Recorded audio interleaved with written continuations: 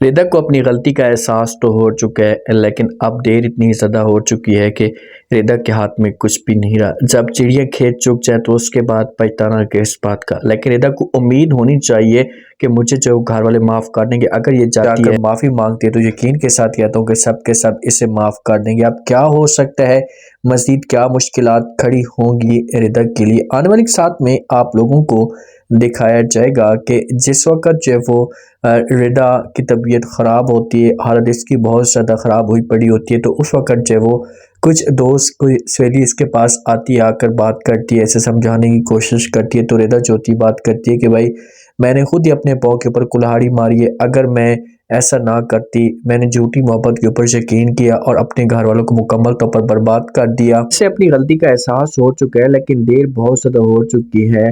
लेकिन अभी भी इससे उम्मीद से है। सलमान की स्थिति इसके सामने खुलकर आ चुकी है। इससे पूरा यकीन हो चुका है कि भाई मुझे सलमान ने धोखा दिया, और यही घर वाले, यही शेर इसे चीख चीख कर बताता था, बार बार इससे कहता था कि आप जो कुछ कर रही हैं इससे आप गलत कर रही हैं, इससे आपके साथ मुखलिस नहीं है, इससे आपको धोखा देगा। लेकिन उस वक़्त जितनी नादान बन चुकी थी कि इसने किसी की कोई बात नहीं मानी, जिसकी वजह से आज इसके साथ ऐसा हो रहा है। और इससे ये भी डिसाइड कर ली कि बस अब वो कभी भी दोबारा उस घर में नहीं जाएगी, अपना मनहूस चेहरा उस घर में लेकर नहीं जाएगी। अब सारा की शादियों की तैयारियां चलना शुरू हो जाती हैं, क्योंकि मुज़म्मिल जो होता है शादी करने के लिए तैयार हो जाता है। सबके सब बड़े खुश हो जाते हैं।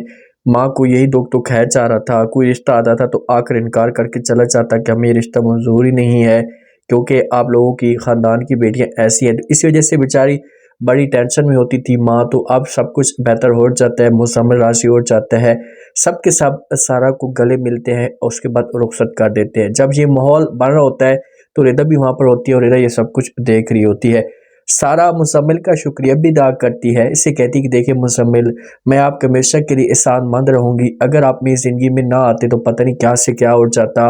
आपकी वजह से मेरे घर वालों की इज़्ज़त बनी है, आपकी वजह से मेरे घर वालों के चेहरे के ऊपर मुस्कुराहट आई है। जब ये बातें मुज़म्मिल सुनेगा तो ये सारा कुछ समझाने की कोशिश करेगा। इस बात का मुझे एहसास है कि आप लोगों के साथ बहुत ज़्यादती हुई है, ऐसा नहीं होना चाहिए था, लेकिन मैं कोशिश करूँगा कि मैं कभी भी आप लोगों को मायूस ना करूँ। अब सुकून के साथ गुजर रही है और सारा को प्यार करने वाले इंसान मिला है। माँ भी शुक्र अदा करती है, और जब सब कुछ ख़त्म हो जाता है, एक ही बहू माँ के पास बैठ जाती है जो शहीर की माँ है। तो माँ बात करती है नबीरा के साथ, शहीर के साथ, कि बस अब हमारी जो बेटी थी ये जा चुकी है, उस मनूस की वजह से मेरी बेटी के ऊपर मुसीबत पड़ी हुई थी, तो अब सब कुछ क्लियर हो चुका है। तो हमारे लिए अब रिदा मर चुकी है और हम कभी भी अब उसे माफ़ नहीं करेंगे। तो आगे से शहीद जो होगा इसे गुस्से से थोड़ा सा आग बगोला होगा और माँ को भी यही जवाब देगा। माँ को बोलेगा कि जी बिल्कुल, अब रिदा इस घर में कभी भी नहीं आएगी, और हम ये उम्मीद रखें कि हमारी रिदा थी ही नहीं।